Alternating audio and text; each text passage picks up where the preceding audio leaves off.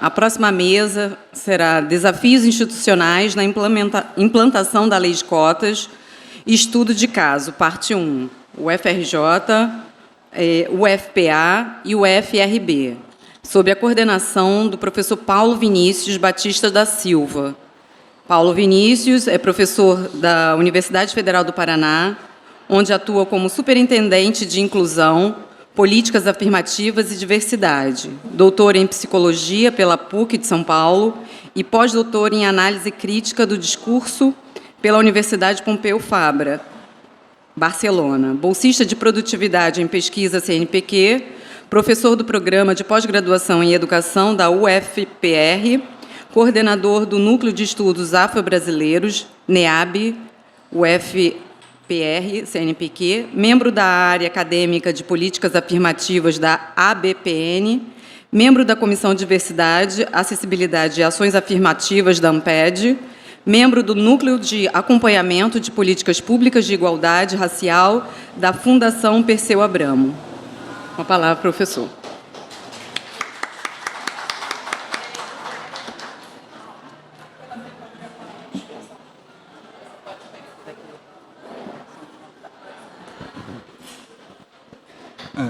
Obrigado. Então, boa tarde a todas, todos, todes. É uma alegria, uma honra estar com vocês aqui.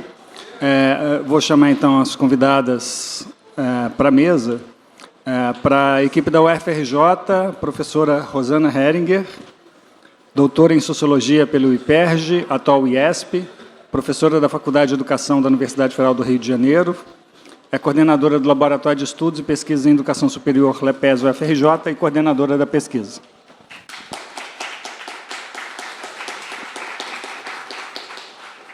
Professora Jussara Macedo, possui doutorado em Administração e Política Educacional pela Universidade de Lisboa, doutorado em Educação, professora adjunta do Departamento de Administração Educacional e compõe o quadro docente do Programa de Pós-Graduação Estrito Sensu Políticas Públicas em Direitos Humanos da Universidade Federal do Rio de Janeiro.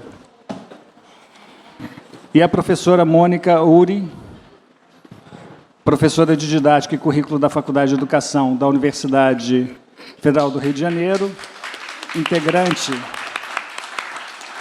do Laboratório de Estudos e Pesquisas em Educação Superior e do Grupo de Estudos em Análise Cartográfica do Discurso.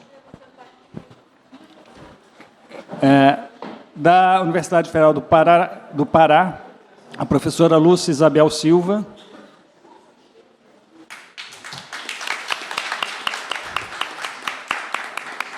a professora Lúcia é educadora popular, doutora em Teoria e Pesquisa do Comportamento, professora do Programa de Pós-Graduação em Educação da Universidade Federal do Pará, pesquisadora e ativista da área de Juventudes, Direitos Humanos e Racismo, coordenadora da Rede Emancipa de Cursinhos Populares Belém, Pará, coordenadora político-pedagógica do Instituto Universidade Popular Unipop e diretora regional norte da Associação Nacional Rede de Pesquisadoras e Pesquisadores da Juventude Brasileira, Rede Jubra. É também membro da Campanha Nacional pelo Direito à Educação.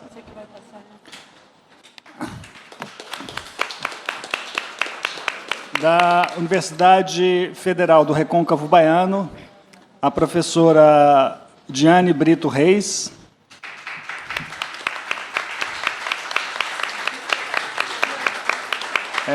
doutora em Educação, professora associada 3 da UFRB, diretora do Centro de Artes, Humanidades e Letras, 2020-2024, professora do mestrado em Política Social e Território, membro do programa Cor da Bahia. E o professor José Raimundo Santos, professor adjunto CAHL UFRB, tutor do PET Afirmação, Acesso e Permanência de Jovens de Comunidades Negras Rurais no Ensino Superior. Vai precisar de mais uma cadeira, por gentileza. Não, por debatedor.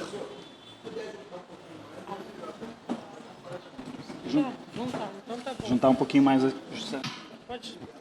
Desculpe. Meus dedos. Como debatedor para a mesa, o professor Salles Augusto dos Santos.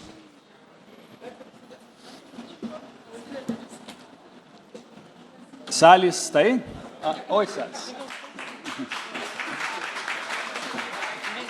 Salles Augusto dos Santos é doutor em Sociologia pela Universidade de Brasília, com pós-doutorado no Department of Africana Studies at Brown University e no Department of African and African Diaspora Studies na University of Wisconsin, Milwaukee. Estuda e pesquisa as relações raciais brasileiras, especialmente políticas de promoção da igualdade racial. Atualmente é professor visitante do Departamento de Ciências Sociais da Universidade Federal de Viçosa.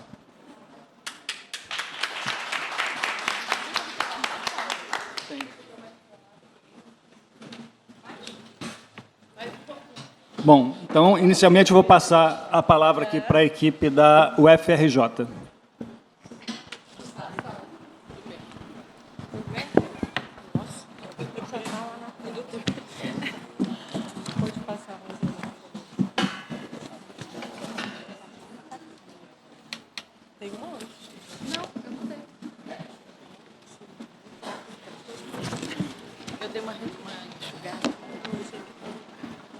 Bom, boa noite a todos, todas. É um prazer imenso estar aqui compartilhando com vocês resultados de uma pesquisa coordenada pela colega de faculdade, a professora Rosana, e também pela Mônica. Saúdo aqui os companheiros e companheiras de mesa, o pessoal lá do Recôncavo Baiano, né, de outros cantos do Brasil. E vou tentar sintetizar bastante a minha fala, porque é resultado de um pouco mais de 1 ano e meio de trabalho. Trabalho intenso e um trabalho que se materializou em plena pandemia. Nós, fisicamente, estamos nos encontrando hoje, mas foram vários encontros. Sobre a UFRJ, eu vou fazer bem rapidamente uma fala sobre a implementação da Lei 12.711 de 2012, a Lei de Cotas, mas ressaltando que é a síntese da síntese, né? Que temos vários dados, são várias informações, e a organização que eu tentei fazer foi buscar tanto um referencial teórico que nós trabalhamos, bem como algumas falas, resultado das entrevistas que fizemos com vários sujeitos da UFRJ. Então, inicialmente, a gente registra que o acesso e a permanência das pessoas negras na UFRJ, nos cursos de graduação, resultou de um debate tímido. As mesas que antecederam a essa, de certa forma, já apresentaram isso, né? No caso da UFRJ, não houve também participação de todo o corpo social, o corpo de servidores, professores e técnicos, os discentes de graduação e pós-graduação. E esse movimento, né, da implementação de lei de cotas na UFRJ, do nosso ponto de vista, ele foi tardio em relação à já citada Lei 3.708 de 2001, que instituiu cotas de 40% para negros e pardos de acesso ao UERJ, ao ENF e ao ENSO. Então, eu destaquei aqui 2 falas significativas acerca desse processo de implantação da lei de cotas na UFRJ, que chamou bastante atenção. A entrevistada, que nós denominamos e acordamos de chamá-la de 4, ela disse sobre esse processo. Uma resistência, foi uma resistência, mas uma resistência, na minha opinião, carregada de uma prepotência de querer entender o processo de desigualdade nesse país, não fazendo uma análise de raça e classe, mas colocando as coisas muito separadamente e só juntando quando for conveniente para brecar avanços significativos. O entrevistador 12, ele disse o seguinte sobre esse mesmo processo: foi assustador participar desse processo de debate anterior à lei de cotas. Os discursos eram sempre assim. Eu não sou racista, mas foi muito marcante para perceber como esta cultura do racismo estava muito impregnada de uma forma muito velada dentro da universidade e nos discursos. Na minha unidade, tivemos debates e houve discursos que, se fossem ditos hoje, essas pessoas seriam presas. Falas se referindo aos nossos colegas de trabalho. E posso dizer que, como uma mulher preta, da fração mais pobre da classe trabalhadora, vindo da Baixada Fluminense, que não é a zona sul do Rio, eu posso dizer que, às vezes, a gente também experimenta isso na pele ainda hoje. Percepções acerca da resistência na UFRJ. Eu tomei o cuidado de separar duas fotografias da universidade, a Gabriela e o grupo dela usaram aquela de baixo, que é muito expressiva para mim. A universidade, a UFRJ, hoje, Universidade Federal do Rio de Janeiro, ela tem uma história. E o próprio nome que se configura chamar hoje tem uma história com muitas dores, com muitos avanços, com muitos retrocessos. E ainda hoje, alguns se orgulham bastante da Universidade do Brasil, de sermos a Universidade do Brasil. E esta Universidade do Brasil, considerada referência, ela resistiu às políticas de ação afirmativas, sustentadas possivelmente pelo racismo estrutural, presente não apenas na estrutura social, mas também na política econômica, provocando, como consequência, o racismo acadêmico. Compreendemos racismo estrutural como uma forma de discriminação enraizada na sociedade, que não diz respeito ao ato discriminatório isolado, mas a um processo histórico em que as condições de desvantagens e privilégios a determinados grupos étnicos raciais são reproduzidos nos âmbitos políticos, econômicos, culturais e até mesmo nas relações cotidianas, pautado em Almeida, 2019. Soma-se a isso o discurso de que a democracia racial reforça a ideia de que, aspas, cultura brasileira antecipa a possibilidade de um mundo sem raças, pautado em Bernardino, 2002. Sobre isso, a entrevistada, número 4, ela dizia o seguinte: facilitar a entrada de negros, ou seja, pretos e pardos, na instituição, não era uma questão de direito, mas de esmola. Nas entrevistas, a gente está trazendo aqui somente os fragmentos, mas as entrevistas completas, as falas das pessoas, a gente percebe uma repetição daquilo que a gente experimenta nessa sociedade com racismo estrutural e por aí afora. Bom, o debate, apesar da resistência. A resistência sempre existiu. Quando a gente pega documentos que também foram analisados, e muitos deles demonstram, por exemplo, que pessoas que hoje, que bom que isso aconteceu, que hoje são a favor das ações afirmativas, em outros tempos foram contra. Então, isso também é um avanço, mas expressa que esse debate acerca das políticas de ações afirmativas, de cota, no âmbito da UFRJ, foram muitas as resistências, mas, apesar disso, os debates foram feitos, a começar pelo Seminário Ações Afirmativas, e o desafio da democratização do acesso e da permanência na universidade, que foi organizado pela universidade, em conjunto com o programa Conexões e Saberes, em 2007. Essa informação consta em alguns levantamentos bibliográficos que fizemos. Apesar do debate ocorrido no Conselho Universitário, em agosto de 2004, não houve mudanças no exame vestibular daquela época. O debate foi muito grande.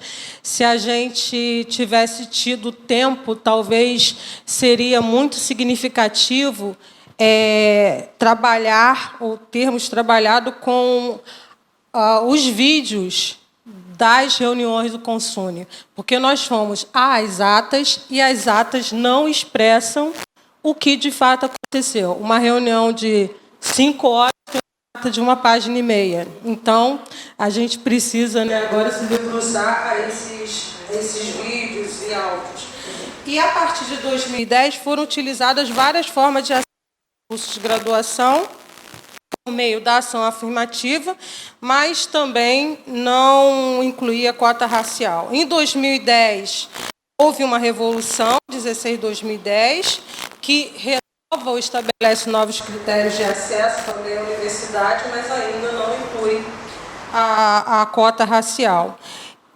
O resultado, né, desse movimento todo foi uma carta aberta divulgada por um conjunto de professores após a votação da resolução no Consune, e isso está registrado em documentos também da universidade. E no documento de 2010 da universidade, registra-se, na última década, enquanto a discussão crescia em todo o país, a UFRJ deu poucos passos, ou quase nenhum, para fazer avançar o debate sobre as políticas públicas. O acesso dos estudantes da UFRJ continua limitado ao vestibular, com uma mera pré-seleção por meio do Enem, o que significa um processo ainda excludente de seleção para a entrada na universidade pública. Documento de 2010, tá, gente? E os debates cresciam, né, no Consune, o próprio SEG, que é o Conselho de Ensino de Graduação também, mas foi a limiar da ação civil, né, da Justiça Federal do Rio de Janeiro, que obrigou a UFRJ a ampliar as vagas para estudantes oriundos de todo o território nacional, porém ainda sem o recorte de raça. Então, todos os documentos, algumas falas, vão demonstrando que a resistência de incluir a questão racial foi muito grande. E a entrevistada 4 falou sobre isso. Tá, só vou fazer mais essa leitura aqui. Ela disse assim: esse posicionamento não foi o de dentro para fora. Ele foi de fora para dentro, porque a universidade tinha o Ministério Público no calcanhar, a Educafro, a tal maior universidade da América Latina, que reivindica esse título na excelência do conhecimento, mas que estava prestando um papel nefasto na questão do atendimento do racismo no Brasil e de desigualdades promovidas por esse racismo. E aí, em 2014, houve uma resolução que, finalmente, pensou em incluir o critério de raça, mas que só se materializou no concurso de acesso de 2013, após a implementação da lei de cotas em 2012. Obrigada. Muito rapidamente, nós vamos apresentar apenas 2 dados que mostram essa mudança de perfil na UFRJ após a implementação da lei. Então, aqui a gente tem a distribuição da variável de reserva de vagas entre ingressantes, semelhante àquele dado que a Gabriela e o Flávio apresentaram antes, para o caso da UFRJ. Então, a gente vê, em 2010, né, não havia nenhum tipo de reserva. Depois, até 2013, a gente tem apenas a reserva da escola pública, e aí a gente começa o 50%, né, a reserva prevista na lei de cotas, já diversificando mais o perfil dos estudantes. E uma outra aqui, que é só um exemplo, que é o curso de medicina, né? Nós sabemos que em todos os 6 estudos de caso que nós fizemos, medicina é sempre o curso mais seletivo, mais concorrido, e a gente observa, né, a gente parte ali de 70% dos estudantes autodeclarados brancos em 2010, a barrinha azul maior não são os pardos, nem os pretos, são os sem informação, né? E aí a gente vai vendo depois os pardos, que é a barrinha amarela, aumentando sua presença, e também os pretos, que é a barrinha cinza, né? Então, ainda é muito pouco, como a gente viu, né? Um enorme avanço ainda precisa ser feito, mas a gente tem essa mudança nesse perfil significativo. Rosana, aquela barrinha ali do cinza e a outra, o pardo, é autodeclaração ou é a pessoa... Aqui é autodeclaração ainda, né? Não, na verdade, é quando a pessoa se declara no momento do SISU, porque a gente só tem comissão de heteroidentificação na UFRJ a partir de 2020. Né? Então, foi ontem. Né? Vou passar agora para a Mônica fazer uma parte em relação aos estudantes, e nós temos 3 minutos. Tá? Boa noite a todas, todos, todes. Eu quero também saudar a mesa, agradecer por esse tempo de aprendizagem com todos vocês. Parabenizar e agradecer Denise e Rosana por mobilizarem tantas forças. Enfim, e eu vou ler, porque 3 minutos sem ler, eu vou passar para uns 15. Então, vamos lá. Eu quero afirmar minha alegria e minha honra de estar aqui hoje, né? Eu vou apresentar a abordagem junto aos estudantes, na pesquisa como um todo, e depois eu passo ao caso UFRJ. Essa abordagem foi pensada por um grupo de trabalho, do qual eu fiz parte, e também a professora Diane, professora Liliane Souza, da Estadual de Minas Gerais, e mais 2 estudantes de graduação, que foram muito importantes nessa elaboração, 2 bolsistas da pesquisa, Patrícia e Gabriel Ferreira. A proposta foi usar a roda de conversa como um procedimento metodológico, experimentando diálogos mais horizontalizados. Lançávamos uma questão e a roda de estudantes conduzia a conversa, num processo de turnos intersubjetivos, quer dizer, uma fala tocando e suscitando outras falas, pelos múltiplos processos de identificação. E então fizemos 2 rodas. Essa era a proposta para as 6 universidades. Uma com estudantes cotistas em 3 cursos selecionados em cada universidade, maior corte, médio corte e o corte mais baixo. E agora, passando para a UFRJ, no nosso caso, foram os cursos de letras, português e espanhol, pedagogia e medicina. A outra roda com os coletivos estudantis que operassem nesses 3 cursos. Não precisavam ser estudantes cotistas para compor a roda de coletivos, mas eram. E é sobre essa experiência que eu me volto aqui nessa apresentação. É claro que a gente precisa considerar... uma anterior, por favor. Nada. A gente precisa considerar toda uma história de luta, né, da negritude nesse país, mas, no momento da pesquisa, a gente faz um panorama do momento da pesquisa, a gente identifica na UFRJ, em momento de pandemia, então, com todas as dificuldades que isso também nos trouxe, né, e com algumas possibilidades também de estar nos reunindo com pessoas do país inteiro, nós identificamos mais de 30 coletivos estudantis na UFRJ. 18 deles eram de estudantes negros e negras. Tivemos a participação da nossa roda de conversa de 3 coletivos negros. O Negrex, que é um coletivo de médicos e estudantes negros e negras nacional da medicina. Do curso de pedagogia, o coletivo de estudantes negros Nilma Lino Gomes. Do curso de letras, coletivo de estudantes negras e negros Conceição Evaristo. Além disso,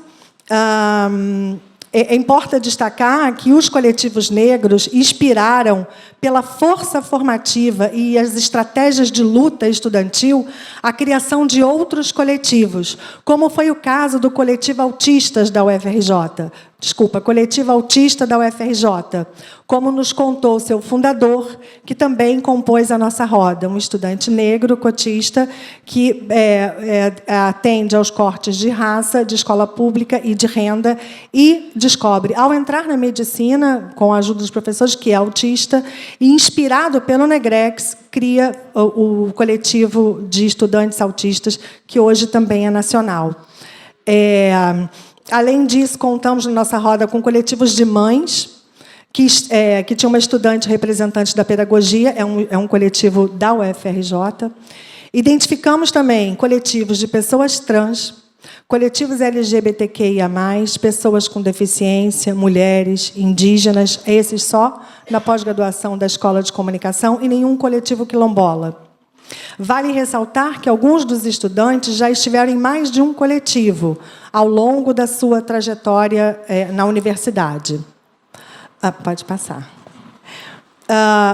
Nos interessou, né, como questão, nos interessou compreender, nesse campo de forças que compõem a universidade, se e como os coletivos se conectam com a lei de cotas, com a permanência, e como a formação que se dá na autogestão dos coletivos os afeta e mutuamente a instituição, inclusive com práticas de estudos, com currículos contra-hegemônicos, pensados nos coletivos.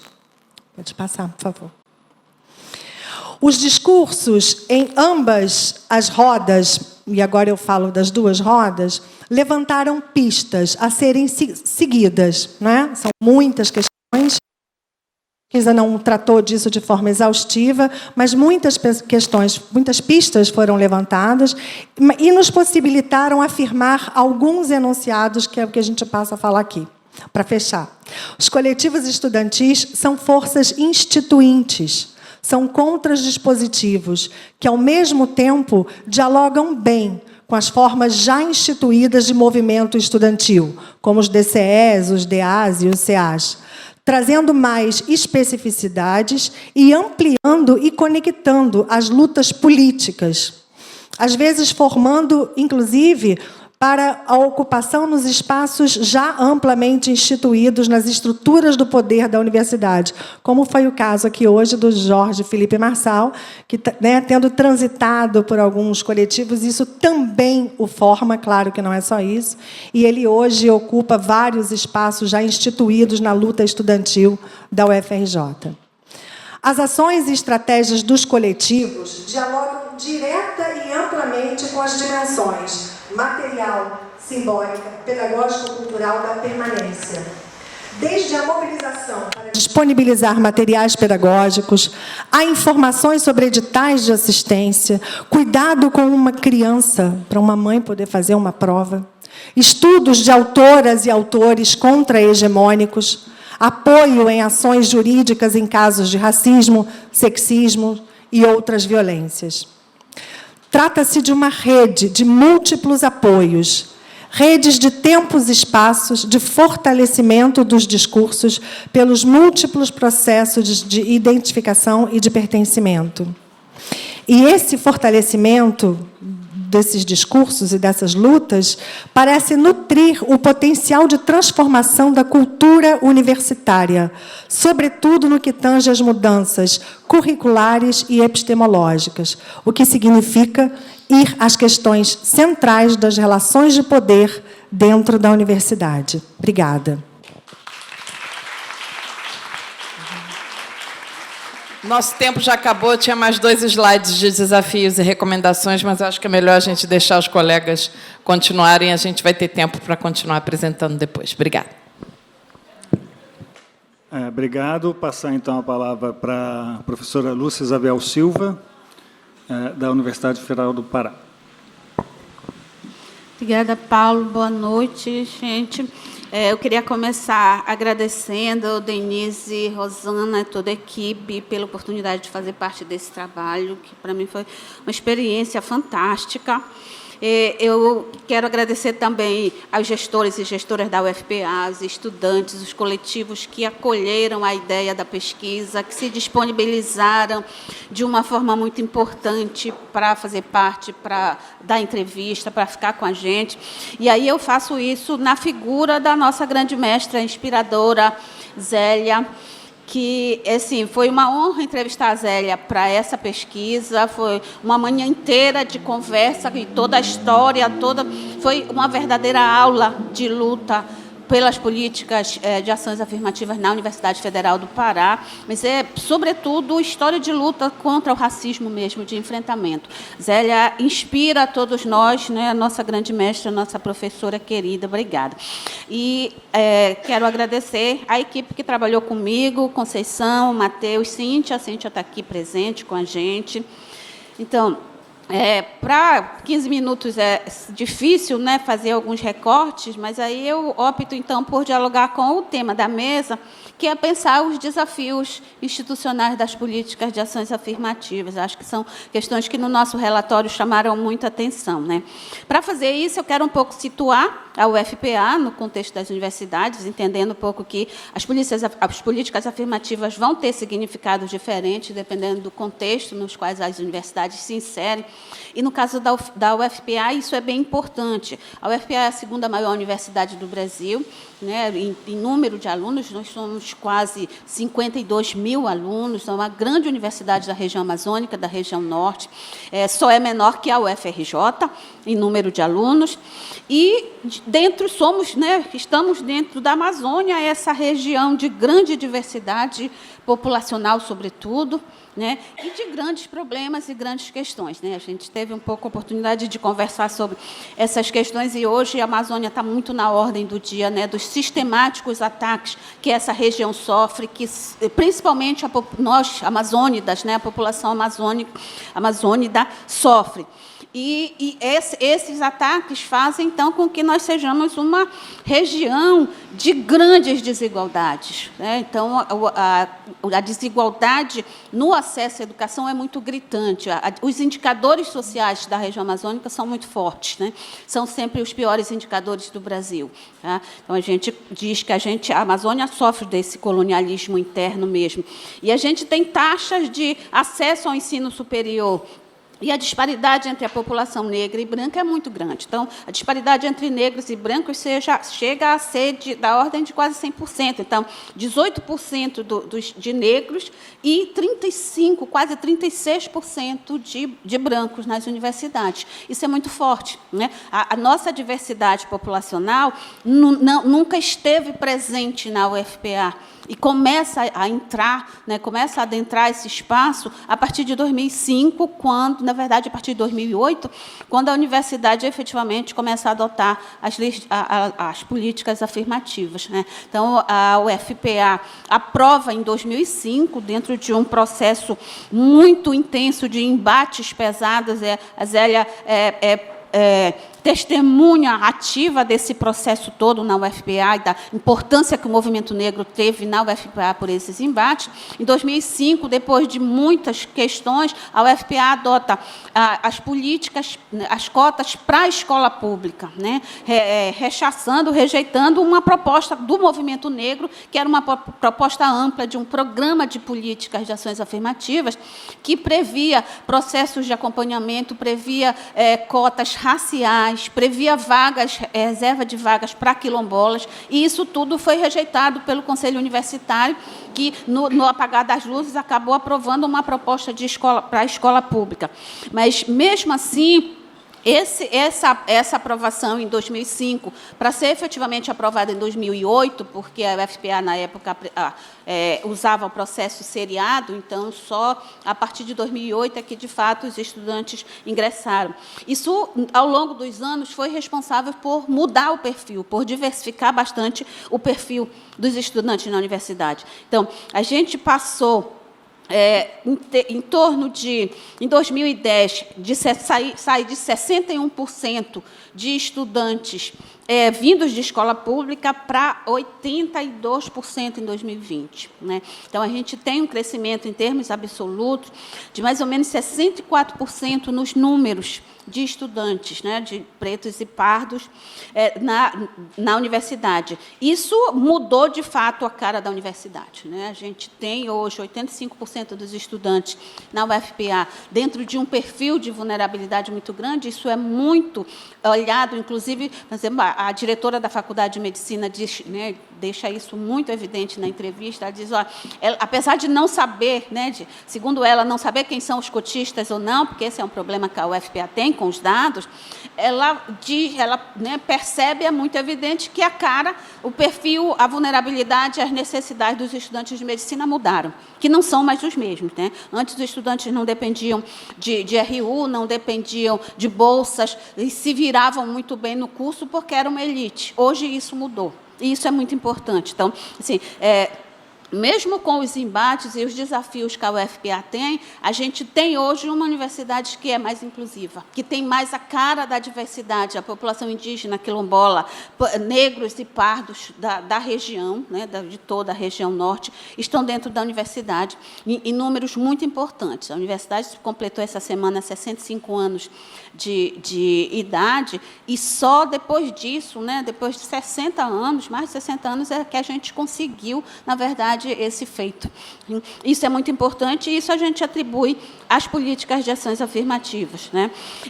E isso, é claro, traz, né, uma série de desafios, de questões que a universidade precisa enfrentar, e tem problemas nessa forma de enfrentamento. Eu usei no relatório uma frase da própria Zélia na entrevista, que ela diz assim, né, tem uma questão importante que a universidade precisa parar de improvisar. E isso é muito significativo, sobretudo vindo de alguém que acompanha há várias décadas esse processo de implementação na universidade, né? Então, ao mesmo tempo em que a gente diz que a universidade hoje é mais forte porque é mais diversa, porque tem mais a cara da população da Amazônia dentro dela, a gente tem, então, em especial, o grande desafio da demanda por recursos, da pressão por recursos, que é muito grande, e que esse é um problema na universidade, né? Os próprios gestores afirmam que a gente tem hoje, por volta de 30 mil estudantes que seriam beneficiários das políticas de assistência, mas que a universidade não consegue cobrir, né? Então, a gente tem uma demanda grande de estudantes que não estão sendo atendidos e que precisam. Isso tem gerado problemas, né, para a universidade, para a permanência dos estudantes. Então, esse é o primeiro desafio, e acho que, nesse sentido, acho que a defesa das cotas se une muito à defesa da própria universidade pública. Porque, para mim, não é à toa, não é coincidência que, no momento em que a gente começa a ter a universidade atendendo, em grande parte, a população pobre, ela também começa a ser atacada e começa a sofrer corte de recursos, né? Essa universidade que não é mais das elites, também não interessa ser forte, não interessa ter dinheiro. Então, esse é um grande desafio, é um grande problema que a universidade precisa enfrentar, e na UFPA isso é muito gritante, né? Então, uma outra questão importante que tem a ver, né, com essa coisa do parar de improvisar, que eu trago da fala de uma das entrevistadas, é justamente isso. A UFPA tem uma dependência muito grande de uma única estrutura institucional, que é a DIS, hoje coordenada pela professora Zélia, que é uma estrutura com pouca autonomia, com uma equipe pequena e sem recursos orçamentários, e que, ao mesmo tempo, acaba sendo depositária de todas as expectativas institucionais de ser a grande responsável pela aplicação das políticas de ações afirmativas. Isso é um problema, porque até se a instituição, se a estrutura tivesse condições, já seria impossível dar conta sozinho, porque, né, as políticas precisam necessariamente ser trabalhadas por todos os setores dentro da universidade, mas, ainda assim, sem recursos, sem orçamento, sem autonomia, fica muito mais difícil. E grande parte das outras estruturas, pró-reitorias, os próprios coordenadores de curso, eles dizem muito isso, né? Isso é lá com a Zélia, isso é lá com a ADIS, isso é... né, com uma carga, uma demanda grande de trabalho, de exigências, que uma estrutura sozinha não consegue suportar. Eu acho que é disso que a professora Zélia está falando quando ela diz que precisa parar de improvisar. Então, a dependência de uma única estrutura organizacional, a ausência muito grande de estratégias de acompanhamento que ficam muito individualizadas, então dependem de um docente ou uma docente, em geral negros e negras, que têm a sensibilidade com o tema, que fazem projetos de extensão e de pesquisa, então não são estratégias institucionais, né, organizadas mesmo para dar conta disso. Esse é um grande problema que a universidade tem. Nenhuma atenção pelos projetos pedagógicos dos cursos, que não se relacionam com os alunos da diversidade, com os alunos que entram pelas políticas de ações afirmativas. A questão dos dados que se junta com isso. Então, quando a diretora da Faculdade de Medicina diz: eu não sei quem é cotista, quem não é, na verdade, grande parte dos cursos não sabem, porque os dados não se perdem, não tem esse interesse institucional na sistematização disso. Essa é uma grande questão. E a grande questão que é uma burocracia interna. Então, tem uma fala de uma aluna, por exemplo, da licenciatura, que ela diz: eu não faço parte de programa nenhum, porque no início eu tentei, mas era tão burocrático que eu desisti, preferi deixar quieto. porque tem que anexar vários documentos, não aceitava PDF, era um outro formato que eu não sei. O meu celular não era bom, porque a grande maioria dos nossos estudantes acessa o ensino remoto, a gente viveu isso, a grande maioria dos nossos estudantes assistiram a aula com celular, e é com celular que eles fazem isso, né? Como é que se anexa documento, JPEG, não sei o que, essa coisa toda, pelo celular? Então, são grandes questões que estão postas, que são, na verdade, muito complicadas de lidar e que não tem uma estratégia institucional que dê conta disso. É muito assim, né? A ADIS ou a sensibilidade de um ou outro docente que fazem projetos de acompanhamento, fazem projetos de nivelamento, uma série de estratégias, né, que dão conta de acompanhar, né, mas não no todo, os estudantes. São pequenos grupos, parte desses estudantes. Né? Uma entrevistada, que também é da ADIS, ela dizia, até disciplina a ADIS teve que criar, porque, na hora do ensino remoto, a gente disse, por exemplo, que os alunos podiam se desmatricular se não conseguissem cursar. Ok, eles se desmatricularam, perderam a bolsa do MEC, de quilombolas. Aí a ADIS teve que criar uma disciplina para manter os estudantes. Então, é essa coisa mesmo, né, que, assim, você faz, e a gente não está lidando com uma administração superior que seja, né, retrógrada, ao contrário, é um grande entusiasta das políticas, né, entra no debate tal, e defende mesmo em todas as suas falas, mas como estratégia, como organização, movimento institucional, essa questão ainda é muito ausente.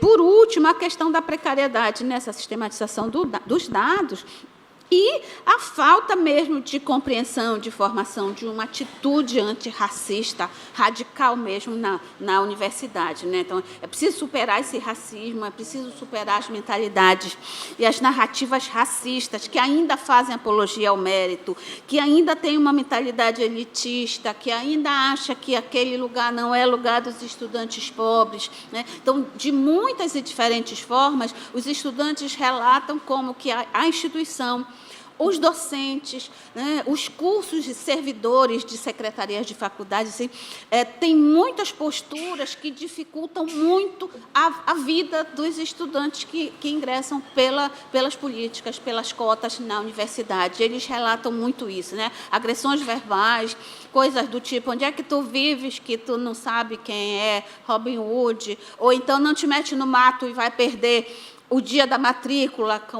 que foi uma aluna que ouviu na secretaria da faculdade, uma aluna quilombola, que estava quilombo, né? E aí ela perdeu a matrícula, ouviu isso.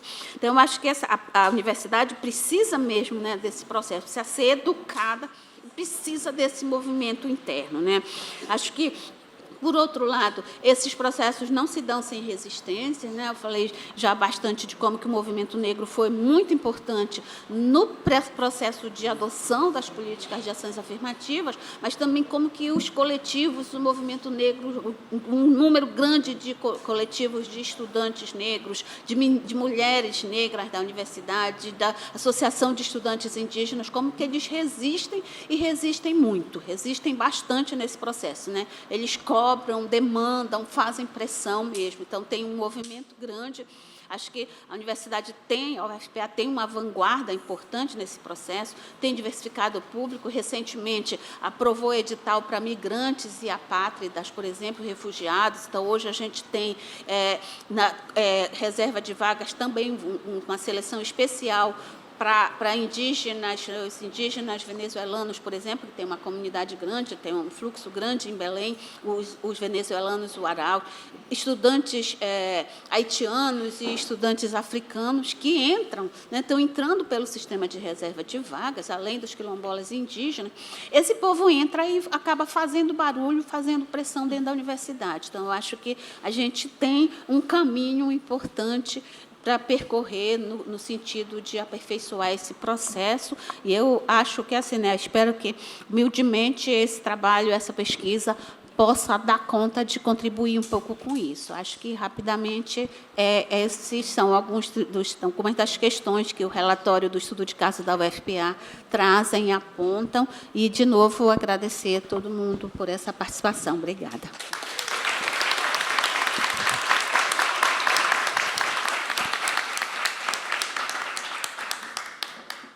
Nós que agradecemos. Passamos agora a palavra para a equipe da Universidade Federal do Recôncavo Baiano, professora Diane e o professor José Raimundo.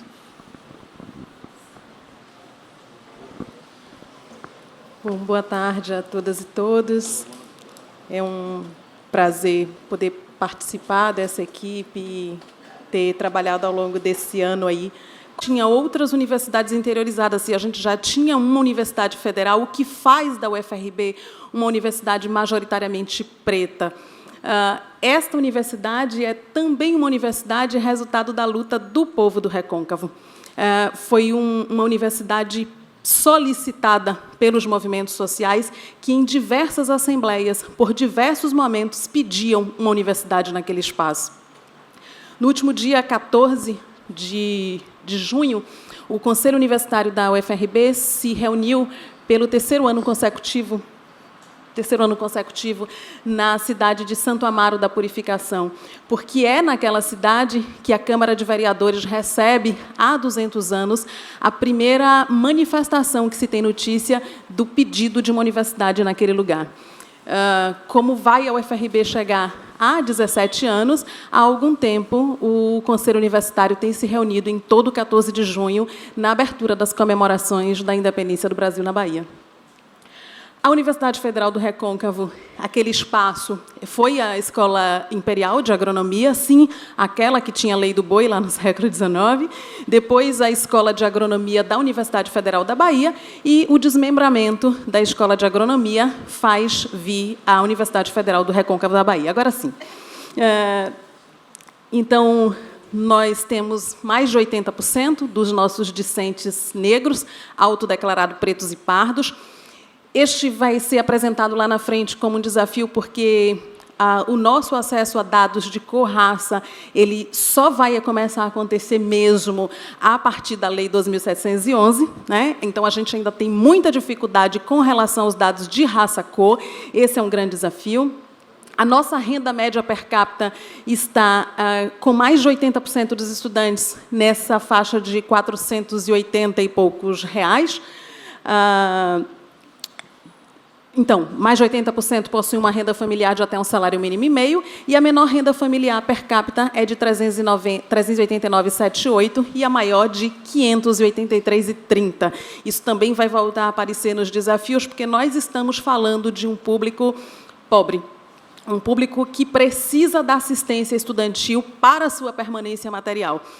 Os ataques à universidade, o corte de recurso e, sobretudo, o corte no Programa Nacional de Assistência Estudantil vai afetar, sobremodo, isso que a gente chama de permanência material. Mais de 50%, quase 60%, dos nossos estudantes têm origem nos territórios de identidade da Universidade Federal do Recôncavo e só pouco mais de 17% em outros municípios do interior da Bahia. Isso é também um grande desafio, que é fazer a UFRB chegar também em outros municípios. Eu vi aqui na mesa, há 2 mesas atrás, talvez, o professor Acácio chamando a atenção sobre alguém não saber, né, da universidade pública gratuita. A gente tem esse desafio. Num raio de 1 quilômetro, 2 quilômetros da nossa universidade, muita gente fala, muitos jovens vão falar sobre... sabe de alguma universidade? Sim, Cruz das Almas, né? UFBA, né? Mas ali perto dele tem e ele não sabe. Ou não pago para estudar. É verdade mesmo? É possível isso? Ou o estudante dentro da universidade, isso vai virar, inclusive, um trabalho de dissertação de mestrado, que a estudante, quando ouviu falar da possibilidade de bolsa permanência para quilombola, ela não se inscreveu porque ela acreditava que aquilo era um trote para quem estava entrando na universidade. E ela dizia que se perguntava o tempo todo, mas aonde que vão pagar para estudar? Isso não existe, né? Então, esse também é um grande desafio. Mais de 41% dos nossos estudantes são maiores de 25 anos. E a gente tem vivenciado um fenômeno muito interessante. dos 17 anos da UFRB, eu estou nela há 13, e a gente entrava nas salas e perguntava para os estudantes quem aqui é o primeiro da família a ingressar na universidade. E eram muitas mãos levantadas. Depois a gente vai vendo um outro elemento, que as nossas salas foram ficando mais velhas. E aí diziam, eu sou mãe de fulano de tal, eu sou pai de fulano de tal, eu sou irmã de fulano de tal. Né? E eu começo a ver a universidade como essa possibilidade, ela está aqui perto de mim, eu começo a me ver nela. E esse é um elemento muito interessante. Por isso, a gente tem sempre usado a ideia de que é a maior política afirmativa que chegou no recôncavo da Bahia. É uma universidade que, diferente das universidades mais velhas que enfrentaram o desafio da implementação da lei de cotas, a gente já nasce com a política de reserva de vagas. A Resolução 01/2006 já fazia a reserva de 50% das vagas da universidade para pretos e pardos.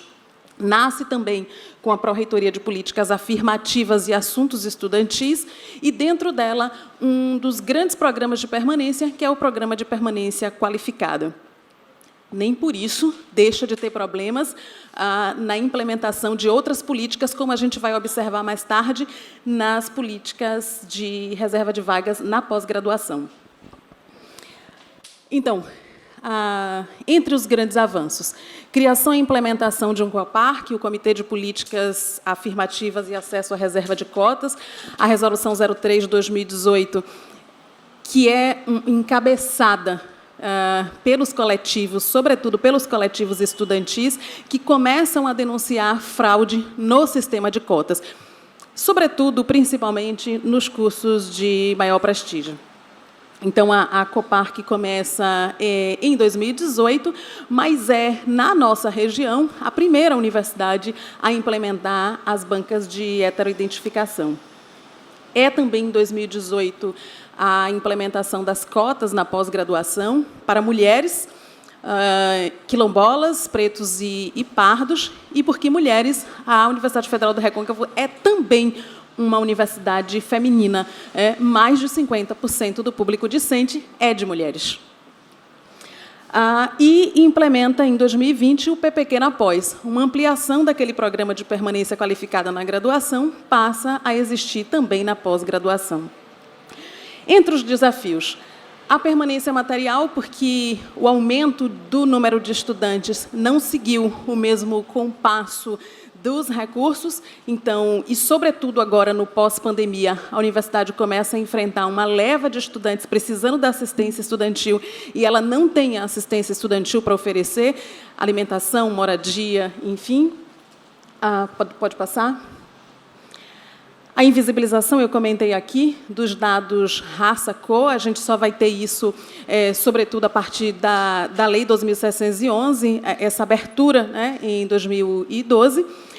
A necessidade das políticas afirmativas impregnadas nas demais pró-reitorias. Então, a gente, a partir das rodas de conversa com os coletivos, para nós, 3 cursos vieram para os coletivos, que foi o BICUT, o Bacharelado Interdisciplinar em Cultura, com o de menor concorrência. O de média, a gente trabalhou com a engenharia mecânica, mas precisamos também trabalhar com o B7, porque a entrada na engenharia se dava pelo bacharelado interdisciplinar, e, combinando com outras, também a medicina. Identificamos cerca de 7 coletivos. E entre os grandes elementos colocados, a necessidade da pregnância da política afirmativa em outras pró-reitorias. Política afirmativa não pode ser só uma questão de pró-reitoria de política afirmativa. Ela precisa entrar na pesquisa, na graduação, na extensão. O envolvimento e engajamento nas questões da universidade entre os discentes e coletivos. Então, a gente começa a identificar, inclusive na pesquisa, muitos espaços que deveriam estar sendo ocupados pelas representações estudantis e onde a política afirmativa está sendo discutida sem essa representação. Então, termina sendo discutida sem esse ator, né? vou deixar aqui para o meu colega de trabalho colocar, mas a gente vai identificar algumas questões que estão postas, e entre elas essa reunião entre engajamento político, planejamento administrativo, pedagógico, acadêmico, acompanhamento pedagógico, formação política e crítica e o PNAES, né? Tudo isso como expressões que precisam ser apresentadas, que são necessárias para que a Lei 2.711 seja efetivamente eficaz em nossa universidade. E aí, recapitulando elementos que também já foram colocados aqui em outro momento, não se trata somente do acesso, né? Não se trata da questão do número de estudantes que a gente tem, e que é muito importante dizermos que temos mais de 50% do nosso corpo discente composto de estudantes pretos e pardos, mas efetivamente como isso está sendo visto quando a gente pensa na pós-permanência, e aí eu estou falando do acesso à pós-graduação, do acesso ao mundo do trabalho, enfim, desses tantos outros elementos. Bem, boa noite, né? Eu não vou antes, né, que vem a questão da nossa história. Quando ela vai contando a história, eu me lembrei lá na minha época do DCE da UFBA, lá em 1991, quando nós fizemos o primeiro CENUMBA, junto com o pessoal da Católica, que foi o Congresso de Estudantes Negros Universitários da Bahia. Então, esse é um elemento importante, marcante. Foi também nesse mesmo ano que se criou a Fundação Cultural Steve Biko, né, que vai ser o primeiro pré-vestibular para estudantes negros de origem popular no estado da Bahia. E também, nesse mesmo ano, na sequência, um partido político, no mandato do deputado Luiz Alberto, né, nós criamos o debate interno para a criação da tendência negra do Partido dos Trabalhadores. Então, essa era uma coisa que parece que ficou solta no ar, dissolveu-se. E essa experiência histórica, essa experiência política e militante se dissolveu ao ponto de, hoje, nós identificarmos no movimento estudantil e não no meio estudantil um certo desencantamento com a política, um certo desencantamento com o exercício contínuo do fazer político. Então, quando a Diane coloca que nós temos os espaços de representatividade dos estudantes esvaziados nos conselhos superiores, e esse é um problema, porque enfraquece a nossa frente de luta. Nós conseguimos reunir 7 coletivos de estudantes, quase todos de estudantes cotistas. Nós conseguimos reunir um grande número de estudantes para discutir coisas específicas, mas no cotidiano da universidade, nas coisas que dizem respeito ao exercício contínuo de fazer a universidade, nós estamos sentindo que a coisa está ficando esvaziada. Por que isso? A gente acredita, né, que, em determinado momento, nós todos aqui que militamos em movimentos políticos ou no movimento negro, né, que também é um movimento político, evidentemente, né, mas trazendo a questão de que nós criamos uma situação de que nós queríamos tanto que aquele governo democrático desse certo, que a gente criou um estado de leniência com os governos democráticos. Os nossos movimentos sociais brasileiros, eles se arrefeceram e não foram para as ruas e não formaram novas militâncias para continuar a luta dentro da universidade. Então, nós vivemos hoje numa universidade que tem uma herança da UFBA, que é o caso da Universidade Federal do Recôncavo da Bahia, uma situação de um certo arrefecimento do movimento estudantil. Quantos coletivos estudantis estão aqui presentes agora? 1, 2, 3. Representantes do mesmo coletivo. Então, nós temos 2 coletivos. Então, isso é muito preocupante. Nós estamos discutindo 10 anos da lei de cota, num ano que vai vir uma revisão, um seminário na UFRJ. E nós não temos presencial e temos poucos estudantes. Então, isso é um problema que nos enquadra também. Um outro elemento que também vai surgir como uma hipótese que vai ser tratado a partir desse comportamento de desencantamento é a razão instrumental. Nós observamos na UFRB tanto o comportamento institucional como o comportamento estudantil, de que tem uma razão instrumental operando nela. Diane já falou da pregnância das outras pró-reitorias. É necessário que o pró-reitor de política da afirmativa falou assim, quando tem coisa de ação afirmativa, fala, manda para a Propai, porque isso é coisa de preto. Então, manda para a Propai, que é coisa de preto, é um problema no currículo, manda para a Propai. É um problema na pós-graduação, manda para a Propai. Não tem orientador, manda para a Propai. Então, tudo é com a Pró-Reitoria de Política das Afirmativas, porque é coisa de preto. Então, é preciso ter essa pregnância, é preciso que a gente se descole um pouco desses lugares que nós temos para chegar. 17 minutos, eu estou passando aqui 2 minutos. E, por fim, essa razão instrumental também opera nos estudantes, porque a escassez da vida material fora da universidade ficou tão grande que a universidade se tornou um ponto de sobrevida a essas pessoas, que muitas vezes recebem essa permanência, dinheiro das bolsas de permanência, seja ela do PNAE, seja ela da própria universidade, e acabam contribuindo com a própria existência da vida na família. Então, esse é um problema também que nos aflige. E a gente observa isso de maneira muito forte dentro da universidade. Queremos ressaltar, por fim, para acabar aqui, que essa experiência histórica, né, por exemplo, dos movimentos quilombolas, dos movimentos indígenas, a gente observa na UFRB de maneira muito mais eficaz, muito mais forte, muito mais evidente. Eles têm políticas de acolhimento, hoje eles têm política de orientação dos estudantes quilombolas indígenas na universidade com relação a onde morar, que bolsa deve reivindicar, como deve atuar em determinado curso. Então, esses coletivos, cujas experiências e as identidades étnicas já estão consolidadas para além da universidade, eles estão tendo um maior respaldo. Os demais, nós estamos encontrando ainda uma certa esse desencantamento, essa desmagificação da política, que a gente tinha orgulho de dizer, fui do movimento estudantil. Hoje a gente não percebe isso com tanta força. Tinha outras coisas aqui, mas o tempo urge. E ali está a primeira turma de medicina, eminentemente negra. Foi a nossa primeira turma que saiu do curso de medicina. É a turma de medicina mais negra do Brasil, né? Até hoje não conseguimos formar tantos. Então, muitíssimo obrigado. A gente vai passar agora para o debate. Eu estou aqui super nervoso, porque me deram a tarefa mais difícil que eu já tive, que é passar a palavra para o meu querido amigo Salles Augusto dos Santos e marcar só 10 minutos para ele falar. Então, já que o José Raimundo, a equipe da UFRB, a equipe da UFRJ tiveram uma pequena extensão de prazo, já vou começar aqui, Salles, já estendendo seu prazo para 13 minutos.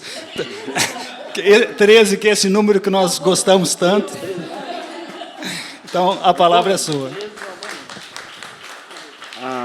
Boa noite a todos e todas. Eu gostaria de agradecer o convite que me foi feito para participar aqui como debatedor, e não só como debatedor, mas ouvinte, né, desse seminário extremamente importante.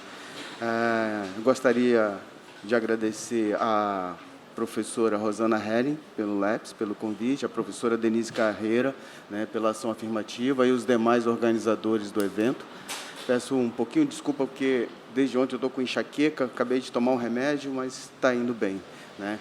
Então, eu vou tentar fazer... Alguém disse aqui que ia fazer uma síntese, né, do resumo. Eu vou tentar fazer a síntese da síntese de 3 relatórios em 13 minutos, né, nesse número importante. E para isso, eu vou tentar estabelecer prioridades, porque, na realidade, os relatórios são riquíssimos, né, e não dá para falar tudo e de todos os relatórios. Então, eu peguei alguns pontos, né, dos relatórios para tentar trabalhar, mas antes eu gostaria de dizer o seguinte, né, que eu vou fazer comentários, na realidade, de dados, e vou tentar indicar, pensando nas próximas pesquisas no futuro, porque essa já está pronta, pensar numa articulação entre políticas de ações afirmativas e políticas de ações valorizativas, né? Na realidade, essa discussão, ações valorizativas, ações afirmativas e ações repressivas, são 3 tipos de ações de combate ao racismo, como bem nos ensina a Eliane Jacou, né, que é técnica do IPEA, e essas políticas são extremamente importantes para combater o racismo, que, no meu entendimento, associadas a políticas universais, aí sim nós teremos políticas associadas, articuladas, umas dando sustentações às outras, aí sim nós teremos políticas de promoção da igualdade racial. Ou seja, no meu entendimento, políticas da igualdade racial, né, é algo muito além do que políticas de ações afirmativas, porque elas prescindem de políticas universalistas, que precisam de políticas de ações afirmativas, de ações valorizativas e de ações punitivas, para que tenhamos políticas de promoção da igualdade racial. Mas, enfim, indo direto ao tempo, porque já está contando e voando, né, eu inicio dizendo que sempre que nos preocupamos em fazer pesquisa para sustentar e enfrentar resistências, né, contra aqueles que defendiam que não deveríamos ter políticas de ações afirmativas, especialmente o sistema de cotas para negros, né, eu inicio dizendo que as pesquisas sempre foram algo fundamental para a gente. E até dizia, na época, um trecho religioso: a verdade nos libertará. E a pesquisa traz muita verdade, em todos os sentidos, né? E quando eu falava a verdade nos libertará, muita gente ria e achava que eu era bem religioso. De fato, eu era quando eu era criança, quando tinha o comando da minha mãe, depois abandonei, etc. Mas, enfim, tenho minha fé, não tenho religião, mas tenho minha fé. Bom, eu continuo pensando que as pesquisas acadêmico-científicas, né, são fundamentais para a defesa das políticas de ações afirmativas, especialmente o sistema de cotas. Quer seja ele sistema de cotas para alunos de escola pública, como é dessa lei, a Lei 12.711, quer sistema de cotas para estudantes negros, como eu particularmente desejo, como era, por exemplo, o sistema de cotas da UNB, que não fazia distinção entre alunos de escola pública e alunos de escola privada, ou alunos negros de classe média e ricos e alunos negros pobres, porque, afinal de contas, o racismo atinge a todos os negros, independente da classe social dele, independente do sexo dele, independente da orientação sexual dele. Tá certo?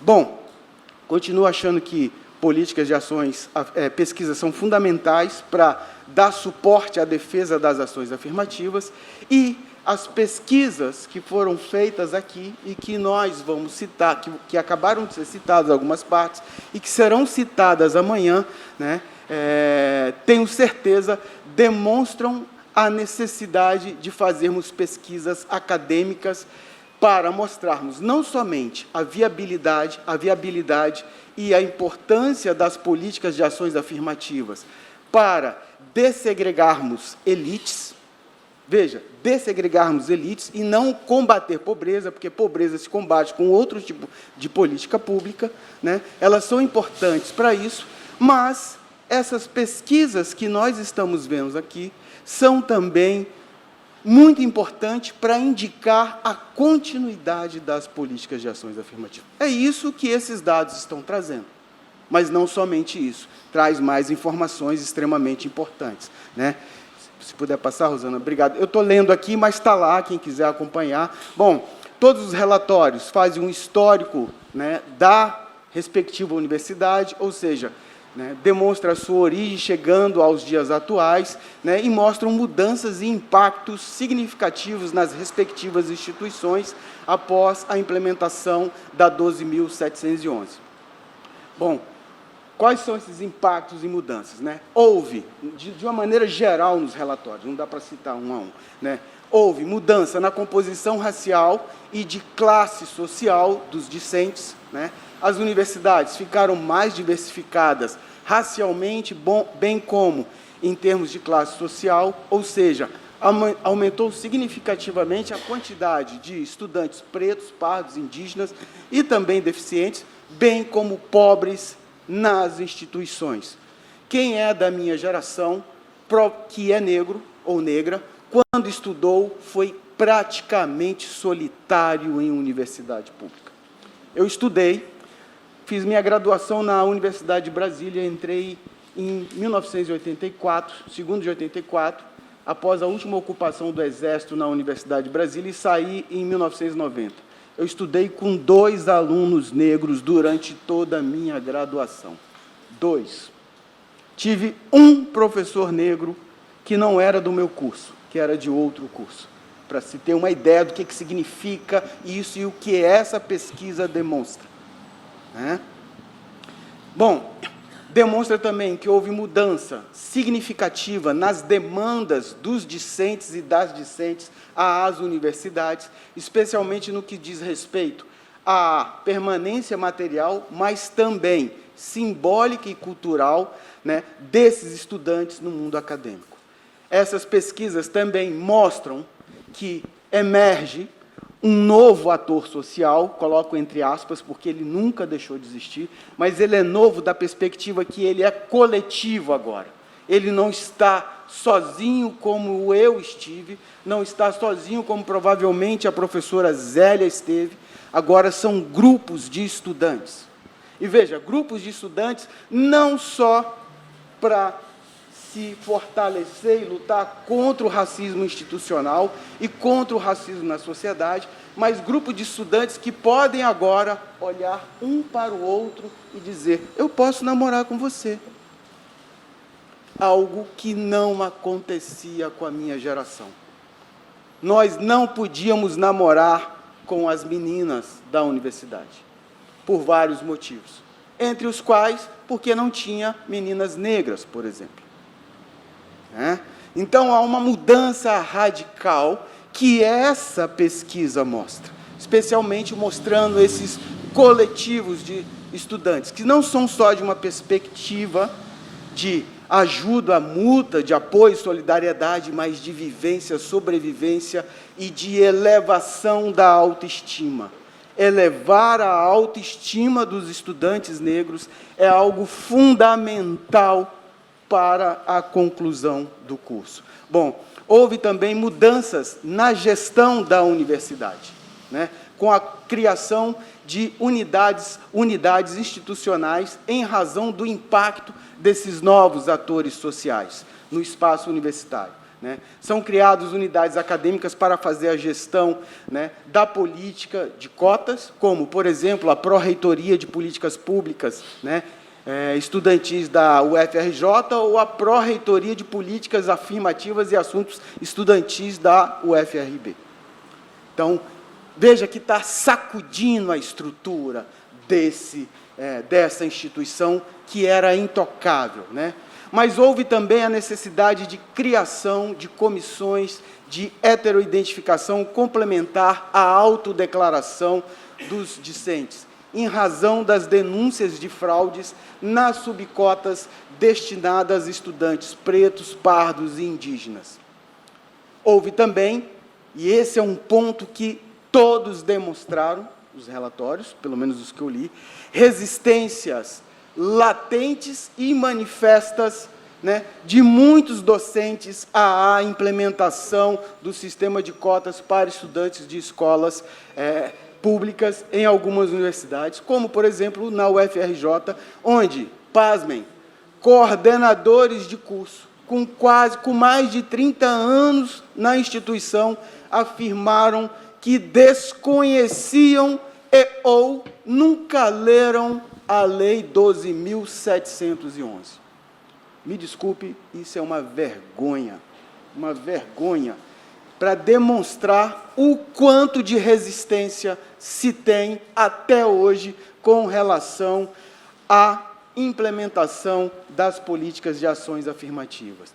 Bom, esse brevíssimo resumo, que eu acho que já acabou meu tempo, mas esse brevíssimo resumo indica que houve avanços significativos, os relatórios demonstram... Nossa, acabou.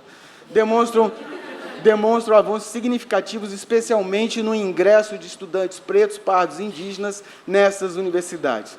Mas isso não se deu sem dificuldades, especialmente essas resistências manifestas e latentes, como as demonstradas nos relatórios, e eu acabei de citar uma. Para mim, esses avanços e resistências constatados indicam que a política mostra-se eficiente com relação ao seu propósito. Qual? Um deles, incluir estudantes de escolas públicas entre esses estudantes pretos, pardos e indígenas, assim como estudantes deficientes posteriormente. O que por si só já indica que a política é eficiente. É uma política vitoriosa, esses relatórios estão demonstrando isso. Mas ainda não cumpriu plenamente o seu objetivo e ela deve ter continuidade para cumprir o seu objetivo. Portanto, essas pesquisas também precisam ter continuidades. É isso que eu também estou indicando e já dando os parabéns novamente a quem realizou, a quem pensou, a quem apoiou, e quem está aqui compartilhando o conhecimento. Não ficou na prateleira da universidade, da prateleira da biblioteca, e espero que isso seja transformado em livros. tá certo? Bom, eu vou dar um pulo aqui, fenomenal, mas essa resistência institucional, né, que eu creio que é um dos nossos grandes problemas, não necessariamente o que está indicado lá no Congresso. O que está indicado no Congresso é um debate nacional. Mas nós temos que tentar superar as resistências institucionais. E aí eu trago uma ideia e proposta para vocês, né, se isso for viável, se vocês acharem que seja útil, é que, nas próximas pesquisas, tentem articular a pesquisa sobre ação afirmativa com ações valorizativas. O que eu quero indicar com isso? Uma indução de política de ação valorizativa é a Resolução 1 do Conselho Nacional de Educação, Resolução 1 de 2004, Conselho Nacional de Educação, que obriga o ensino da educação das relações étnico-raciais nas universidades. Veja, nas universidades. Se as universidades cumprissem esse ensino, estaria discutindo esse tema e, muito provavelmente, uma gestora com mais de 30 anos de universidade, ao dizer que desconhecia a lei, tinha que se mostrar, no mínimo, constrangida, envergonhada. Podia discordar, mas tem que demonstrar que conhece. É impossível isso. Mas, veja, o que eu estou indicando tem a ver com a discussão de políticas de promoção da igualdade racial. É que essas políticas, não dá para a gente fazer elas sozinhas, só ação afirmativa, só ação valorizativa ou só política universal. Temos que articular essas políticas, transformá-las em políticas de promoção da igualdade racial. Bom, gente, meu tempo acho que já acabou, mas eu queria indicar mais uma coisa importante. Rosana, se você puder fazer o favor de colocar nas tabelas, tem primeira tabela de vocês, bom, essa aí, isso está no texto da UFRJ, é uma tabela que está indicando um aumento de estudantes, né, negros, ou seja, negros indígenas, pretos, pardos indígenas, na universidade. Aquelas marcações verde e rosa são minhas para indicar os momentos. Verde aqui cresceu, rosa aqui caiu, tá certo? De estudantes. Bom, se você puder... tá. Volta fazendo favor, Rosana. Embaixo na análise dessa tabela, né, vocês, no relatório, está o seguinte: a partir destes dados, observamos, por um lado, a redução do ingresso de estudantes identificados como brancos e, ao mesmo tempo, um aumento significativo de estudantes identificados como pardos em maior proporção e pretos. Não foi observado, a partir destas informações, um aumento do número de estudantes identificados como indígenas. Por que eu peguei essa tabela? De fato, aí aumenta uma mudança na composição racial dos estudantes.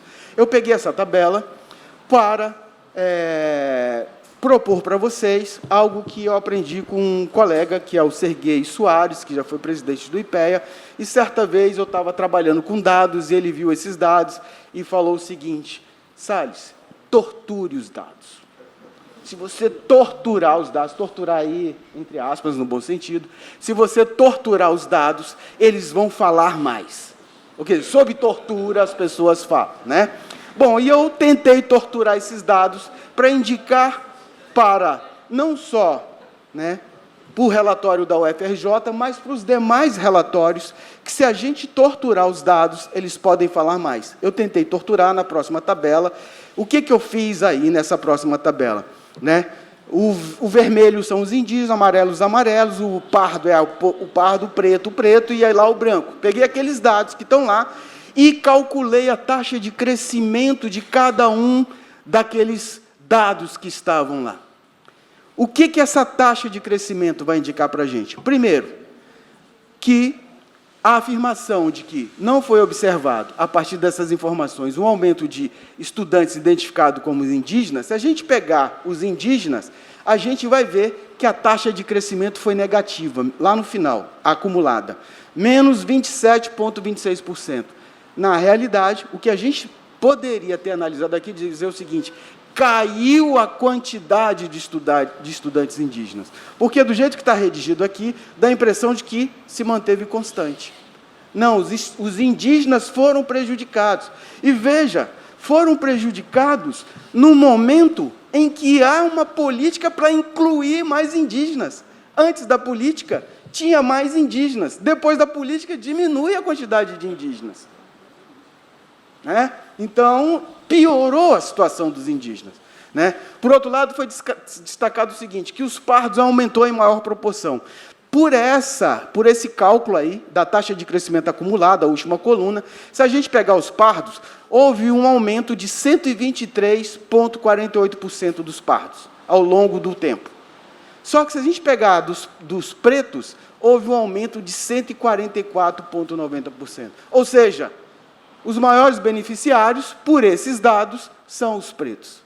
Então, a ideia aqui é tentar aprimorar os dados, né?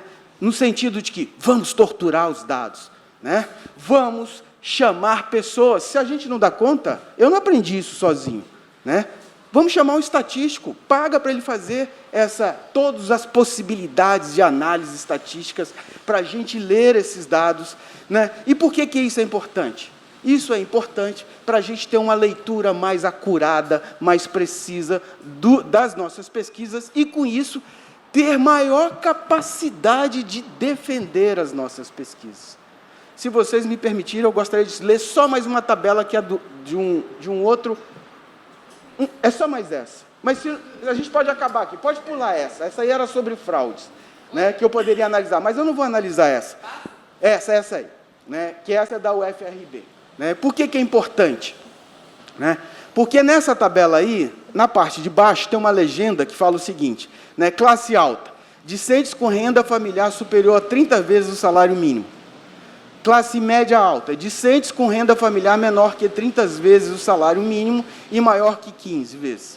Classe baixa, discentes com renda inferior a 15 e superior a 5 vezes o salário mínimo. Classe baixa, discentes com renda inferior a 5 vezes o salário mínimo. A pergunta, primeiro, e aí, novamente, é para tentar aprimorar a leitura e o uso dos dados. Qual é a fonte? Não tem a fonte. E mais, se a gente pega a PNAD de 2020, que foi publicada em 2021, a renda dos 1% mais ricos do Brasil, e não vamos esquecer, a renda de todos os brasileiros caiu, pelo menos daqueles que não são bilionários, os bilionários aumentou, mas, no geral, dos trabalhadores, a renda caiu. A renda dos 1% mais ricos do Brasil, em 2020, né, 1%, gente, 15.816. Veja, o salário em 2020 era R$ 1.045. Se isso é correto, e isso é dado oficial do Estado brasileiro, o PNAD, então, os 1% mais ricos do Brasil recebiam 15,13% dos salários mínimos e não mais de 30%. Veja, por que é importante ter essa noção? Porque, do jeito que está colocado ali, né, nós estamos subestimando a quantidade de classe média e ricos na universidade e superestimando a quantidade de pobres. Né? E isso não é, novamente, vou lembrar do meu verso lá, a verdade nos libertará. Né? Digo isso porque isso pode ser jogado contra a gente. Tá certo? Bom, o meu papel aqui, eu fiquei pensando o que eu posso fazer para ajudar. O meu papel aqui foi justamente ser o fogo amigo para se defender do fogo inimigo. Obrigado, gente.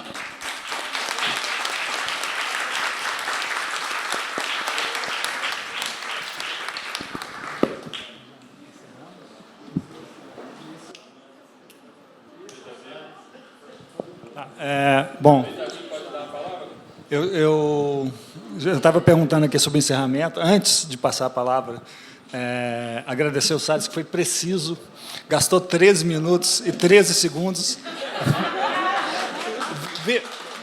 vezes 2.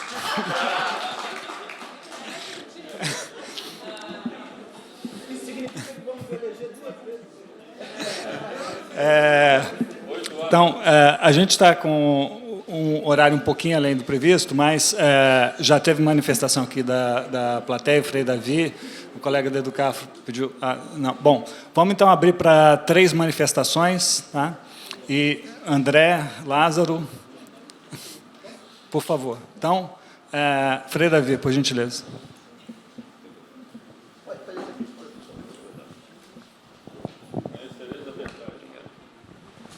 Bem, parabenizo a todas e todos que estão nesse processo bonito de nos alimentar com informações precisas. E o primeiro ponto é uma partilha.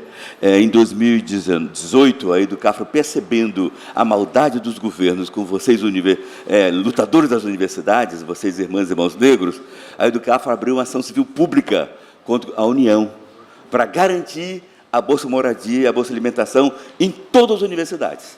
Caiu na mão de um juiz de ultradireita, negou. Recorremos, caiu na mão de desembargadores também bastante complicados, negou. Bom, resumindo, os advogados nossos, a gente conseguiu que o escritório mais caro do Brasil, que é o Tuzini Freire, assumisse a ação e fizesse a ação, como pro bono. Então, a gente concluiu que o único caminho para ter vitória nessa demanda é a gente fazer uma parceria com cada universidade e pegar dessa nossa ação e adaptar contra o reitor de cada universidade. E aí, segundo o escritório Tuzini Freire, que é o escritório top no Brasil nessas questões, vamos ter grandes vitórias se abrir contra cada universidade. Então, a Educafro se disponibiliza com cada um de vocês, negras e negros e brancos solidários, para abrir ação, um mutirão de ação contra cada universidade para garantir Bolsa Moradia e Bolsa Alimentação suficiente para o nosso povo. O que ela falou aqui, tem 30 mil jovens precisando e sem receber, é gravíssimo. Ponto 2, rápido, está tendo um debate sobre nomenclatura e quero partilhar com vocês. Onde temos usado a expressão heteroverificação, temos percebido que a compreensão e a postura contra tem sido menor. Volto a dizer, onde temos usado a expressão heteroverificação. E quando usamos a expressão heteroidentificação, eles acham como se estivéssemos nós invadindo o mundo do indivíduo para roubar a sua identidade. De modo que eu estou propondo um debate acadêmico sobre esse assunto, da terminologia. Heteroverificação versus heteroidentificação. O ponto 3 é dizer para vocês que a lei de cotas que está vindo aí, ou melhor, a reforma, o trabalho, tem participado de várias reuniões com o relator e os deputados que propuseram. Tivemos agora, 40 dias atrás, uma audiência pública na Câmara Federal. E eu quero lembrar vocês o seguinte, que a gente colocou lá com muita veemência o seguinte ponto: aponte uma lei que beneficie os banqueiros, que determina, esta lei vale por 10 anos. Aponte uma lei do agronegócio que fala, essa lei vale por 10 anos. Então, para nós, na lei de cotas, ter data para discutir e fazer revisão é mais um sinal do racismo estrutural que perdura na realidade brasileira. De modo que agora, na revisão, nas readaptações, estamos lutando para ser uma lei como qualquer outra, sem definir data. E cabe à conjuntura nacional de cada momento definir se a lei continua ou não, ou se derruba a lei ou não, como acontece com os banqueiros e com o agronegócio. Só isso aí.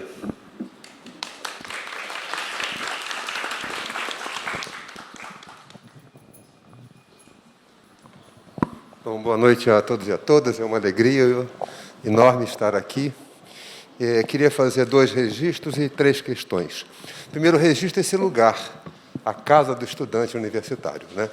Que é um lugar maravilhoso, e aqui foi onde atuou o Fórum Brasileiro de Anistia, a Comissão Brasileira de Anistia, e daqui saiu a luta da anistia, Iramaia Benjamin, enfim, tantas pessoas importantes. Então, obrigado, Casa do Estudante do Brasil. Segundo registro, agora, no ano que vem, se completam 20 anos da cota da UERJ. Então, eu queria homenagear a reitora Anicéia Freire, que teve um papel fundamental nessa conquista. Uma coisa importante. E 3 temas que eu, infelizmente, não poderei vir amanhã, queria registrar hoje. Eu li as recomendações finais e senti falta de 3 coisas importantes. Primeiro, se não houver uma relação institucional com as redes públicas de ensino médio, nós não venceremos a ignorância sobre a política de cotas e suas consequências. A própria Rosana orientou uma tese em que se fez uma pesquisa numa cidade do interior da Bahia e na Cidade de Deus, se não estou enganado, né, Rosana? Na Maré. Os estudantes do interior da Bahia sabiam mais sobre a lei de cotas do que a Maré. Então, tem aí um problema grave que a universidade brasileira, particularmente as públicas, ignoram as redes públicas de ensino médio. Eu acho que isso deve ser uma recomendação forte quanto a isso. A segunda questão é relativamente um tema que o Adriano trouxe, também não vi aqui escrito, é que o SISU não pode rodar cota em primeira rodada. O SISU tem que rodar nota na primeira rodada.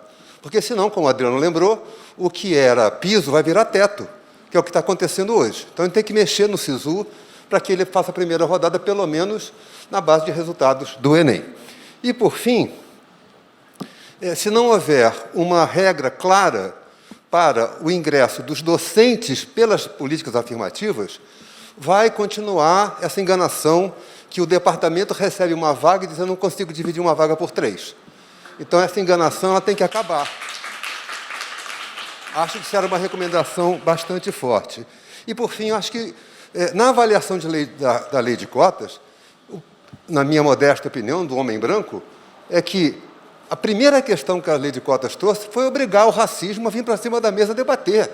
O racismo estava escondido, dizer que era natural. A lei de cotas botou na mesa um objeto. O que esse objeto significa? Então, eu acho que a lei de cotas, a conquista talvez mais importante, foi obrigar o debate do antirracismo, enfrentar e vencer. Estamos vencendo. Muito obrigado, parabéns pelo encontro.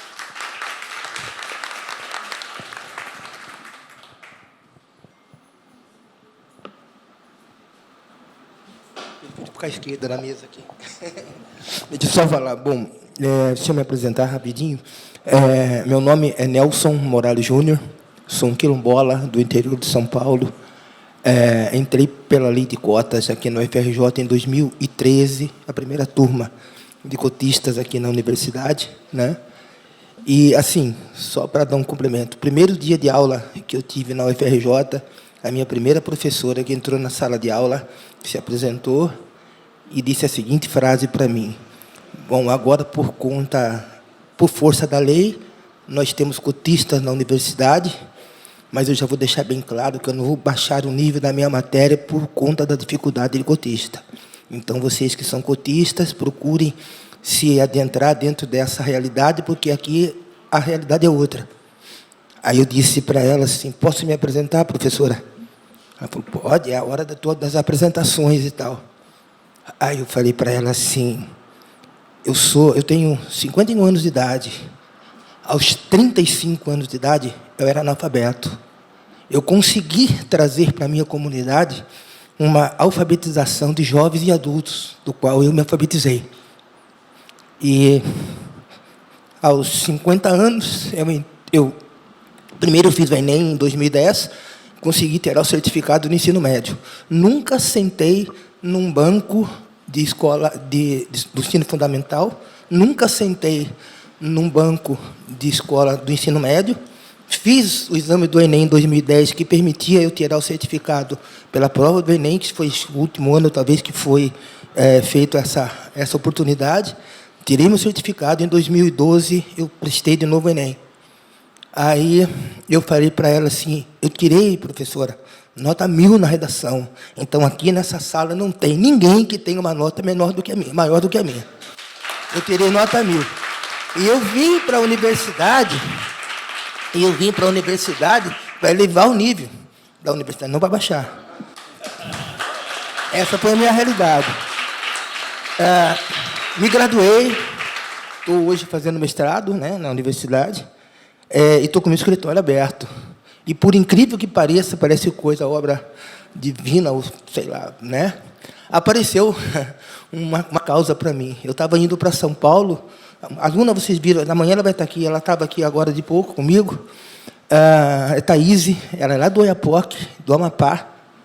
E ela passou pela lei de cotas e ela é deficiente, ela tem a perna amputada. E ela participou da comissão de pessoas com deficiência, foi deferida. Quando ela foi passar pela comissão de heteroidentificação, ela foi indeferida. Não diziam que ela não era parda, o cabelo dela era liso demais para ser parda. Isso está nos autos do processo, não estou dando um centímetro a mais do que a fala está lá. E os olhos dela eram puxados demais para ser parda. Enfim, definiram tudo que era mesmo a cor da pele dela, que é parda. né? Porque ela já era cotista no Amapá, ela fez 2 períodos de direito lá no Amapá e era considerada parda lá na Universidade do Pará. O documento dela, né, a identidade dela, está lá escrito parda, mas a comissão disse que não. E aí eu fui conversar com a diretoria lá da PR1, não, a comissão é soberana, está decidido, não tem, ela vai ter que procurar outra oportunidade de acesso à universidade, porque por cota ela não vai entrar. Aí eu falei para ela assim, deixa comigo. Aí eu fiz o meu primeiro mandato de segurança, impetrado a favor da colega. Quando caiu na mão do juiz, ele olhou a documentação dos autos, né, da inicial, ele me chamou no gabinete dele, ele falou assim, doutor, não sei se não fizeram o Photoshop dessa foto da garota, porque ele falou assim, eu falei, doutor, como é que eu vou fazer um Photoshop se eu vou ter que apresentar depois na matrícula, se o senhor deferir? Ela, pessoalmente, como é que eu vou trazer? Eu vou escurecer a pele dela na foto para depois trazer uma branca para fazer a matrícula? Não tem lógica. Ele, mesmo assim, ele mandou um ofício para a UFRJ para confirmar se aquilo que estava no indeferimento estava válido. A reitora Denise, com o assessor dela lá, responderam e disse, não, o que está escrito está válido. É isso aqui. Aí saiu a decisão quinta-feira passada, foi deferida a matrícula dela, ela vai fazer a matrícula agora na próxima quinta-feira, que o oficial de justiça levou hoje lá o ofício para fazer a matrícula dela, e ela vai estudar direito. E aí, nesse momento, eu estava saindo do alojamento onde eu morei 8 anos, lá no Fundão, e como o colega falou, que nós quilombolas, os indígenas e tudo mais, temos um ato de acolhimento, ela está acolhida no quarto que eu morei, vai continuar morando lá, o curso todo dela lá, com a filha dela, ela tem uma filha também, tem esse detalhe dela, mulher cadeirante, mulher amputada, filha negra, e assim é a luta das pessoas que estão aqui. Então, eu peguei e falei assim, o primeiro mandato de segurança a gente nunca esquece, né, quem é advogado. Né? E eu fui fazer um mandato de segurança exatamente contra a universidade que me formou. Né? Isso que foi assim, um ato, né? Jamais questionaria, na verdade, o ato que eu falei aqui, que o juiz determina que a comissão foi arbitrária, não foi nossa. Nós não questionamos arbitrariedade nenhuma. Quem falou foi o juiz. Ele né, qualificou que foi um ato arbitrário da UFRJ. Mas, não, e aí, sim, foi feita justiça, na verdade, né? Ela conseguiu a matrícula dela, ela vai fazer agora quinta-feira, e vai estar aí. Amanhã ela vai estar aí, quem quiser depois falar com ela, ela é uma pessoa incrível também, tem luta, enfim, né? Lá do Iapoque, 8.000 quilômetros. Só que ela teve que sair, quando indeferiram ela voltou 8.000 quilômetros de volta para casa, para depois fazer 8.000 quilômetros de volta, quando saiu o deferimento do mandato de segurança dela, né? São 16.000 quilômetros de ida e volta que ela teve que fazer, mas realmente conseguimos esse intento. Então, é só um pequeno detalhe só que eu estou falando aí, tá? Obrigado pela oportunidade.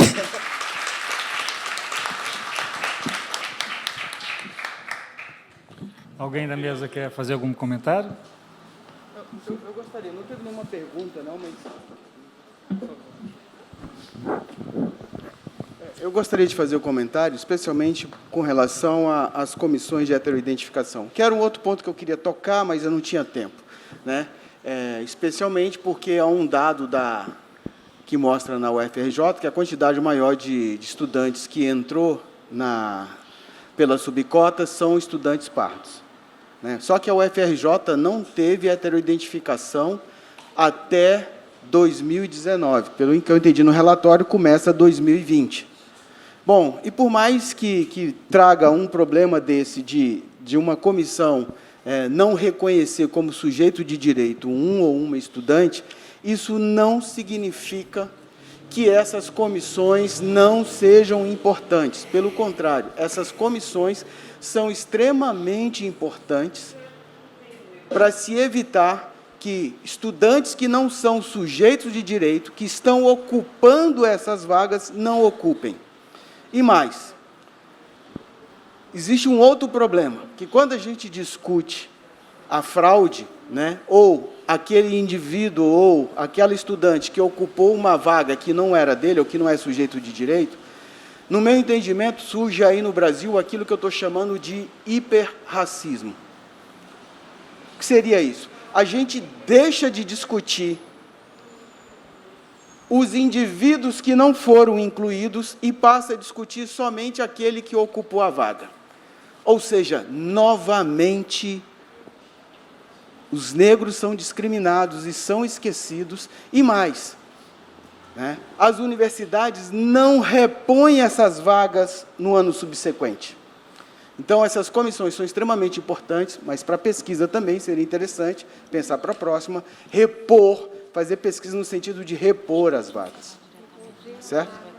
Era só isso mesmo.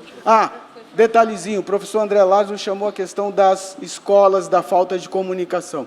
Se a gente fizer uma retrospectiva, a gente vai verificar... Gente, pare e pense, tente lembrar na cabeça de vocês, quando da existência da CEPIR, quantas vezes a CEPIR fez publicidade na televisão? Tá certo? E não só isso, porque não é só a CEPIR que tinha essa obrigação. Qual universidade brasileira fez publicidade dizendo que tem uma política pública que beneficia estudantes pretos, pardos, indígenas e estudantes de escola pública? Essa política de fazer publicidade é extremamente importante. Desculpe, já sei. Tá bom. Eu tinha vários comentários aqui, Salles, inclusive que a UFPR já fez essa publicidade em alguns anos, articulado com a Secretaria de Estado da Educação. A gente já passou bastante do horário. Eu vou agradecer a presença de cada um de vocês. Muitíssimo obrigado. Amanhã a gente reinicia. Às 9h, nós teremos um dia intenso de trabalho. Reiniciamos com a mesa de continuidade da apresentação dos estudos de caso. E pedimos, então, que divulguem, tragam mais gente, para que a gente continue o debate com a mesma riqueza nos trabalhos de amanhã. Muitíssimo obrigado, minhas colegas de mesa.